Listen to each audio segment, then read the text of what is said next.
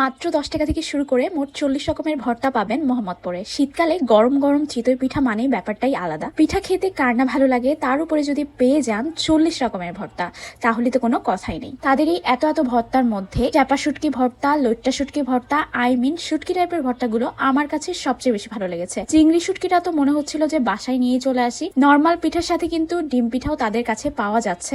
ডিম পিঠাগুলো পড়বে 30 টাকা করে। অনেক আইটেমের আচারও ছিল তাদের কাছে, আর প্রত্যেকটাই অনেক বেশি মজা ছিল। মরিচ ভর্তা, টমেটো ভর্তা, ধনেপাতা ভর্তা গুলো অনেক বেশি মজা ছিল, যা দিয়ে গরম গরম চিতই পিঠা খেতে বেশ মজা লাগছিল। তাদের এই মেনুতে কিন্তু বালা চাও পেয়ে যাবেন, বাট আমার কাছে শুটকি ভর্তাগুলো দিয়ে এবং বড়ইয়ের আচারটা দিয়ে খেতে বেশি ভালো লেগেছে। ভর্তাগুলোর টেস্ট আসলেই অনেক বেশি মজা ছিল।